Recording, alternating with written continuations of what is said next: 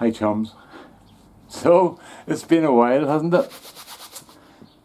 These are Sarpomera that we put in about last April, the end of April last year. The potatoes didn't do very well last year, but I'm pulling them out now because they're going to start growing soon. And there's one here at the top that's dead, that's going to be bad because it's been sitting in the light, so I'll get rid of that boy there, throw him away. Here, rubbish there. So, I'm going to do a couple of pots now and just talk about what's been going on. As you know, I have been sort of missing in action, and it's because that, remember, I was very sick a couple of years in September 2020. I was in hospital for a couple of weeks. The doctors told me then it'll take about 6 months for you to get over this, and I thought, well, surely. It's almost 18 months now, and I'm still not over it. Right? It's just taking a long time. I'm not dying. I'm not unwell. I'm just still really, really tired, and I get exhausted doing stuff. But that will pass, and as the time goes on, it's getting better and better. So I'm not concerned about it, you know. So that's where we are at the moment. So that's why I haven't done a whole lot, because I just haven't been able, you know. I've done a few bit out in the shed, and I'm trying to get back into wood turning and stuff again. And I've got a couple of projects on there that I want to get finished.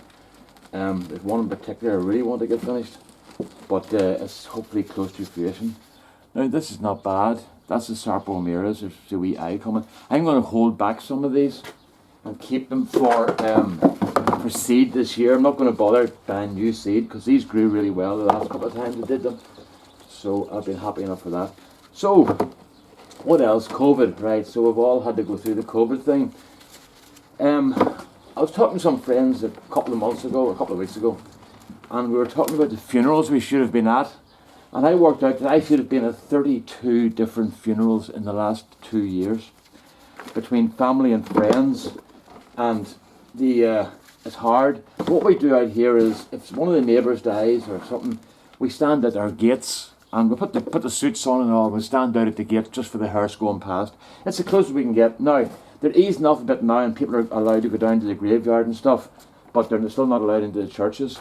So it's very hard, because I was listening to some psychologists were talking about grief and mourning, and they said the Irish have the best system for dealing with grief in the world in our traditional wake, because we have 3 days where people come and they console each other, and they get cups of tea. Cups of tea are very important, and they can purge their grief and also enjoy the person's life. Now, we've had everybody has tragic deaths here, and we had a lot over a 40-year period there.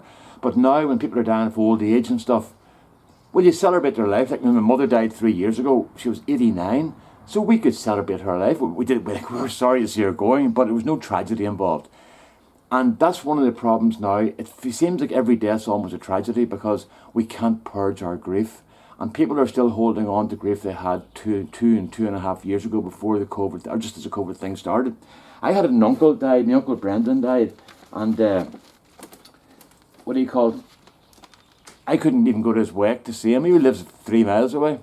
I couldn't even go to see him at 4 miles. I couldn't even see him in his wake, and I couldn't go to the church. I had to watch the funeral online. So myself and Dermot and Rosemary got our suits on, and we watched the video, the online feed in the house, as if we were there, just as a sign of respect to Brendan. And I would do that with other people's funerals I watched online. I'd put a suit on, because it's just a wee mark of, nobody sees it, but it's a wee mark of respect to that person, you know. But it's awful hard, because you can't get that grief resolved, you know. I mean, I met my cousin Grania at the gate about 2 months after Brendan died, her dad, and I couldn't even give her a hug because of the COVID things, you know. So that was really hard, you know. But so we've all gone through stuff like that there, and that has taken a toll, you know. The other part that I'm finding about me is that it's getting a bit easy just to sit in the house and do nothing, because during the COVID you couldn't do stuff, so it's quite easy just to sit and watch YouTube and videos all day long, you know, or DVDs, or whatever you want to watch. But I've found now that it almost became a lifestyle. I did become a lifestyle. So now I'm trying to get myself out more. This is the first gardening I've done really since COVID, apart from planting a few trees with my son in the garden. That's about it. So it's been very, very poor, the whole thing. Look at that boy. That's the leather jackets. That's the daddy long legs grub. And those boys will get into your greenhouse and they'll eat the roots of your lettuces and stuff. And your wee lettuce will be standing up lovely and tall. and he'll walk in the next day and they're all lying over on their sides because they've no roots. And it's these boys here. So what we do with him is we leave him like that, and we drop him out in that step. And the wee robin is sitting over there watching. He'll come over and eat that boy. And they're full of nutrition. Oh, look at that, there's a good day. There's another one. So no waste here, you know. So the where are we at? So I just planted a few trees with Dermot. The trees aren't doing very well, my wee fruit trees. Now there is a bit of a problem here. I bought them before COVID and they sat in their pots for like 2 years, you know. I didn't take them out like I should have, you know. So that was a big problem. So that's part of it's down to me. But another problem I have is my garden's very wet. So it means that I have, they were sitting in water a lot in the winter, and I'm wondering is that affecting them as well, you know. So anyway, and I pruned them back. I've done all the things I'm supposed to do, but I'm getting apples, but they're only the size of golf balls, so they're not very exciting yet. Maybe I'm being too impatient. Maybe it takes 10 years for a tree to produce a decent apple. I have no idea. You think I would know when I live in the apple county of Ireland in Armagh, wouldn't you? Where I lived in Portadown, and just outside Portadown, the way to Loch Gall is where all the orchards start. And on the drumlins, really beautiful soil, fantastic drainage, and perfect for apples with the climate and all.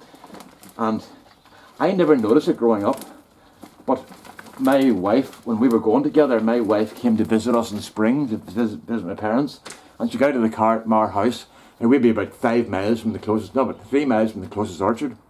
And she got out and she went, "Oh my goodness, can you smell the apple blossom?" And I went, "What?" She's like, "All I can smell is apple blossom." And I'd never really noticed it. I'd grown up with it all my life, but she came from Coleraine up in the north, on the north coast. And there's no apples growing up there, much apart from people's gardens, you know. So she really noticed the difference in the smell, and she loved it, you know. So that was something new. You can learn about your own place all the time, you know. So there we are, folks. That's what we've got. I'm not going to bother weighing these things because they're pretty disappointing, you know. So that's where we are. And not bad. What I'll do is I'll hold back ones like that, about that size there, for putting in 2 of those into that bucket. And what I'm going to do with the rest of them is I'm going to blanch them. I'm going to cut them into chips, French fries, and blanch them for 3 minutes, and then let them cool and freeze them on trays, and then stick them in the oven. And then what I can do then is if we need to make homemade French fries or chips, just take them out of the oven, put a bit of oil on them and put them into the oven, or take them out of the freezer, a bit of oil into the oven for about 40 minutes at about 180. I'll tell you a bit more about that. You put them at 200, they burn. At 180 they go a lovely golden colour. It just takes a bit longer, and they'll be lovely, you know. So homemade fries are beautiful. They're far nicer than the ones you'd buy, you know. So I make them now all the time. So that's where we are now. I'm going to stop this video now. I'm going to get another bucket, and then I'm going to start another video. Alright, all the best now. Bye bye. Alright, we're back again. This is another bag of Sarpos. I should have said to you, I'll let you see, these are completely covered in nettles and scotch grass because I've been sitting out there from last year and the stuff has got into them. So I'm just pulling that off before I bring it into the greenhouse. So there's a wee spider. Spiders are our friends. Spiders are good, they kill wee bugs and insects, so we don't mind spiders. That's why I don't fumigate my greenhouse, because there's lots of spiders in it. And they kill a lot of wee bugs and things, so they work for me, so they're getting left alone. Right, so where was he? Yeah, we're talking about the effect of the impact of COVID. So that's what I've noticed about myself, that I became quite, well, look at this now, see they're starting to grow now, the wires in them. I'm very gregarious, but I discovered that I didn't mind sitting in the house, and it was almost a bother to go out. And it was actually not so much a bother to go out, but a relief not to go out, you know, which is not good. That's not good, you know. So that's why I'm trying to get myself going again. Another big part of this was that the Woodturning club, we couldn't operate obviously, and we lost a lot of social contact through that we would have had through that. But whenever they released whenever they eased off the restrictions here, what we did was we met up at my friend Stephen's house, and some of us, and we kept our distance, and we sat outside and had coffees in the winter, so we all wrapped up and stuff, and it was really good fun. It was only for a couple of hours, and what we do is we're all vaccinated. We all had to be triply vaccinated before we could start that. So that was good. We were all vaccinated, and then we do an lateral flow test before we go over each week, just to make sure we're not bringing something with us, And once again, a bit of respect for other people, And it's working out okay. So some of us have got COVID. I have never had it, but I think I probably will. I think we're all going to get it eventually, But I have a fourth injection coming up in the next week or so. I've just to book it, But so as I say, we're meeting up at Stevens, and it's been good from that point of view to meet up there every so often, because it's good for your mental health, It's not good to be alone, So what we're doing is we're meeting up, and it's working out okay. So then on Tuesday night we had our first night back at the woodshed in Temple of Patrick, where we do the demos, and it was really good fun. The demo was very good, and the other part that was superb was seeing our friends again that we hadn't seen for 2 years. A lot of people didn't turn up. I'll just show you what these look like. A lot of people didn't turn up because they were scared. Because people are nervous still about it, and the problem with the wood turning is, like, I'm one of the young ones. I'm 64. I'm 64 and I'm one of the young ones there. So almost everybody has underlying health issues, or their partner or somebody in their house has got their wife, partner, has health issues. So they're scared of coming and bringing something home with them, let alone get it themselves. So I think some are holding off for a while. Actually, one has just said they're not coming back at all, it looks like, which is kind of sad, But anyway, off we go. The bizarre thing is, I think we had one death in the 2 years, and that was it. And it wasn't from COVID, it was from some other health-related issue, But that's it. So that's another one done. We'll go out and get another box. So bye for now. Right, I think these are Cara, and this is what they look like when they're coming in. Not very pretty, is it? It's all scotch grass and wee weeds and stuff, But that's because they've been let lie over the winter. I just pulled the nail back a bit there. So this is what I do. You normally just do this outside and throw this in the yard, into the rough stuff, The greenhouse has to be fixed up. I've got 7 panes of glass missing through storms the last number of years, and I wasn't fit to get them back again. So my mates are coming to put the great glass in for me. It's actually sitting right beside me at the moment, So I want to get that in for spring, so they can get seeds and stuff going. I'm going to get the greenhouse going again, and I'm going to do potatoes outside, and I might do some garlic chives. Garlic chives are lovely, I had never much success with garlic chives. I planted them at the door of my last greenhouse, just outside the greenhouse, obviously, because you can't grow them inside. And they would come up a wee bit, and then they would just basically disappear, And I discovered, like 10 years later, 15 years later, in fact, my son loves garlic chives. And when he was out playing football with his mates, he used to go over and eat them. And then played ignorance when I would say, I can't understand what's happening with garlic chives. And he was eating them as they grew up, So they discovered, so at least I knew what the problem was. It wasn't something I was doing. But anyway, I think these are Cara, and they're not looking very good. Those are Cara. Look, see, they're starting to grow. Oops. Starting to grow. So I'll hold these boys back a wee bit, and they'll have big eyes on them, I'll just replant them. Look at this. That's scotch grass weeds there. That's awful stuff. Once this gets in, you never get rid of it, But I see. Look at that there. There's another one. Oops, another one. So talk about the isolation of COVID is not good. Was not good at all, and it caused me problems. But thankfully we're getting around that now, What else has happened? Do you know what? There's not a whole lot has happened, but simply because we haven't been able to do a whole lot, I think everybody's been in the same boat. They've kind of looked back over the last 2 years and wondered what's going on, and where to go to. The amazing thing for me is that it's gone so fast. I thought it would take an eternity for this to happen, to get over this, or through it. No, we're not over it, obviously, at all. But it's gone a lot faster than I thought it would. That could be to do with age as well, I think that's going to be at the limit of that bag. Look, oh, these are not good at all. I had another lot in called roosters, and they were a complete disaster. They just didn't do it at all, you know. And I think we've got to see them here. And I can't understand why. I think the only reason I can think of is that we put them in late, and they maybe didn't get a good go. And we had a pretty poor summer last year with a nice spring. It's absolutely beautiful here at the moment. It's around 17 degrees today, which is unusual. That's our summer temperature. That's about, what's 17 degrees? We'll see. I'm just looking at the calendar here. That's about 60, 64, 65. That's our summer temperature here. It's a pleasant day here in summer, you know. Once it goes to 70, we all start panicking and we think we're going to die, you know. Because we're definitely going, this is just brutal, you know. But 65 is nice, you know. And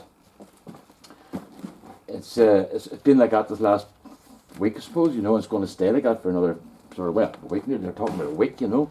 So it's nice. What the big bonus for me is that I've got a chance to get my grass cut, because my garden's very, very wet, you know. So it means that I've all sorts of problems when it comes to water. So that's been good. So I got the top off it a couple of weeks ago, but there were parts down the back here where the paths are that I couldn't even ride on because it was so wet. The mud would just to come up through and out into the grass. So look at that, and that, what a haul there, hey? The star potato reveal for 2022. So let's get those in there. I'm just going to go and get another one of those. So, same again, back later. Right, these are roosters. Now the last one I did of these a few months ago, around Christmas time, they were worse than that last bag of Carol I showed you. So we'll see what goes on here. They're actually looking a wee bit better, but you don't know if you're right into them, you know. So give it a go and see. And once again, this one was completely covered in weeds as well. Oh, here, this is not bad.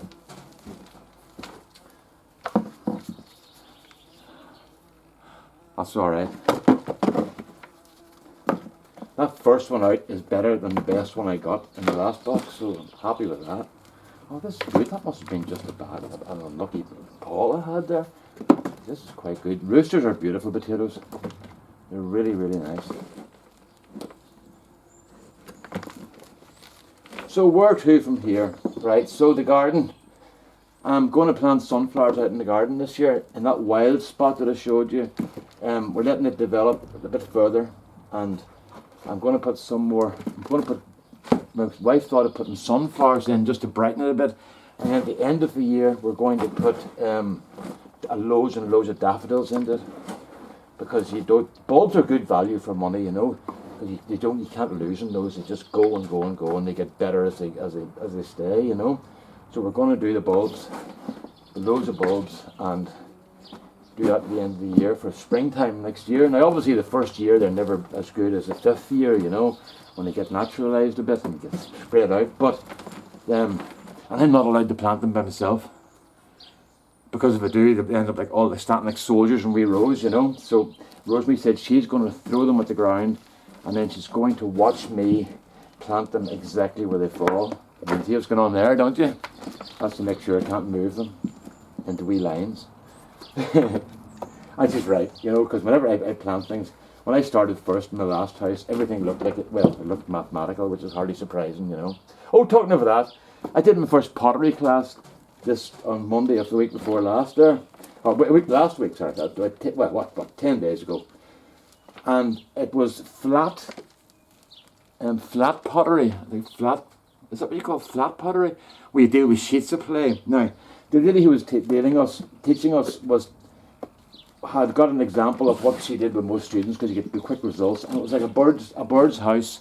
It's like a cylinder with a wee roof on it and a wee hole for the bird. So everybody, there's 6 of us there, so everybody did variations of building that up with a wee roof, the round thing with a wee roof, and then putting flowers and stuff on the outside of it. And I thought, I want to do something different. So I built mine as a medieval stone, or not medieval, I suppose it would be medieval monks. They used to build round towers all over Ireland, where the monks ran up a ladder into the tower, into a wee hole at the top to get away from the Vikings and stuff. But they were easily got out because just set fire to the bottom and that's got them all back out again. So I built one and I put rocks around the bottom and a wee ladder up the front of it. And I sent the photographs of the 6 things to my 2 children. And I said, which one did I pick? Did I build? And as quick as a flash, both came back and went, you did the round tower because nobody else would go to the bother of being mathematical enough to make a ladder. So that was me caught out. So I can't get away from it at all. So they're at the moment they're being fired this weekend, I think. And then on Monday we go over and they're fired early on this week, sorry.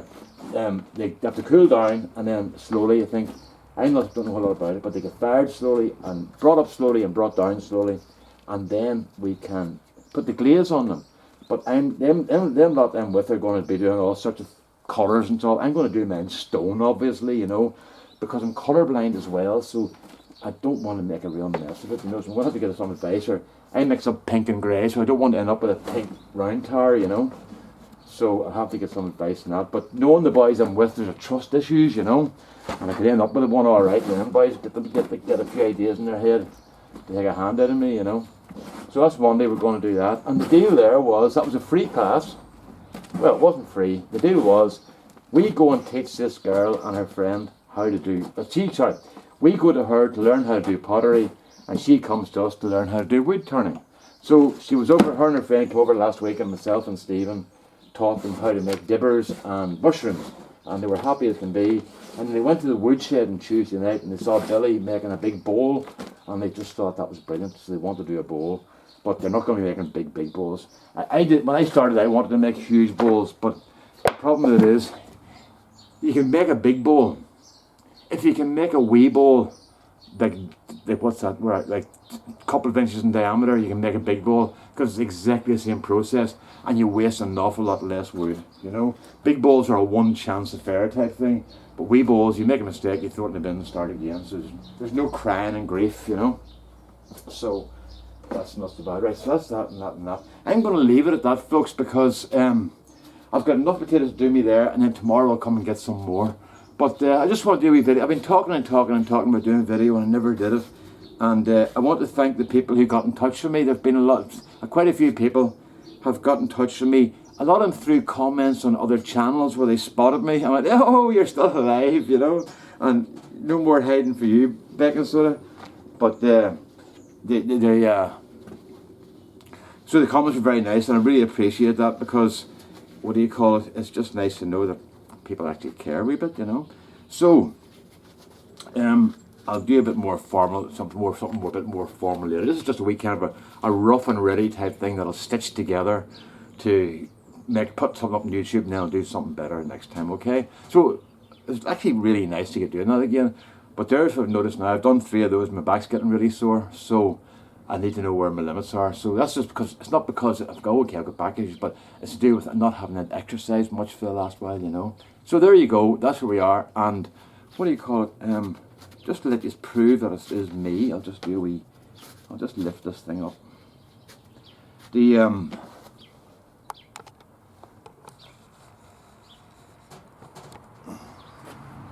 So there you are. So, what do you call it? I'm doing the whole 30 again. Oh my goodness. Dermot had me doing this whole 30 thing. It's a very strict eating regime. And it's not designed for losing weight, but you do lose weight. So we were sitting one time, I'd gone up to, I'm 6'2", well I'm 6'1", I used to be 6'3", but I'm shrinking, you know. But I weigh 202 pounds now, which is 14.5 stone. But I was up to 260 pounds, which is about 19 stone. The 18.5, I was far too heavy. And I said to my son, he came home from England to live with us for a couple of months. I ended up there for almost 3 years because of COVID. And it was good fun, I loved having him there. But me and him are very competitive.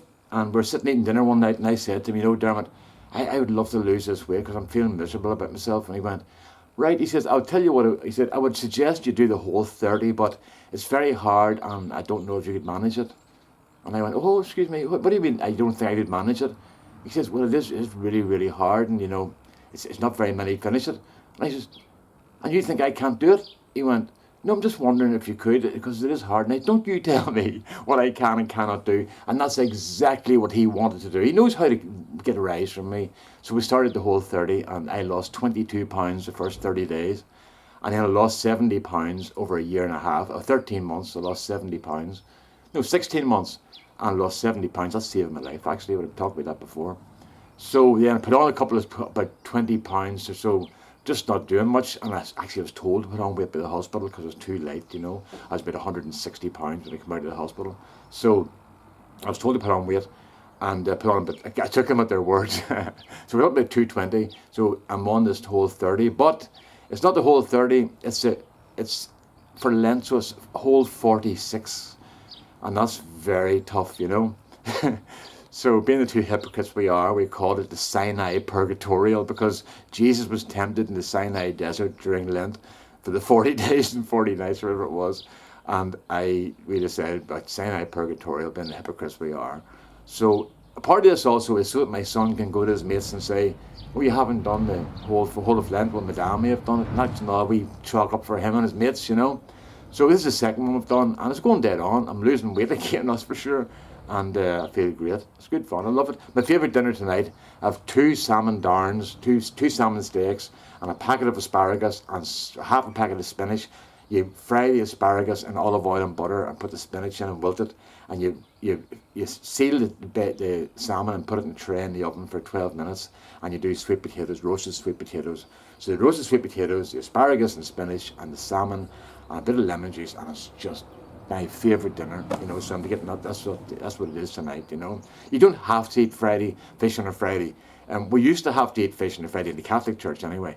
We had to eat fish on a Friday, but that's all gone. The only 2 days now are Ash Wednesday and Good Friday are the only 2 days that you eat fish, and you fast for those 2 days. But that's it. All the rest of it's out. Every Friday, fish and Friday's out. But we still eat fish on a Friday because we love fish, so it just works out, you know. So there you go. I'll get these things sorted out. And maybe when I start planting them up, I'm going to plant them up in the next day or two, so I'll do a wee video with that. Okay? So, all the best now. Bye-bye, and thank you very much for watching. Bye. Hi chums, just a wee quick video. Remember I was talking about doing the spuds, I was talking about making my own chips. Well, those are Sarpo Mira. They were cut, blanched for 3 minutes, allowed to cool slightly, and then put onto a 180 oven. 180 oven, I don't know what that is in Fahrenheit, for about 25 minutes on each side, so 50 minutes, and you get them nice and crispy and soft on the inside. So that's what I'm heading for. When I make my own French fries, that's what I mean. Okay? Bye.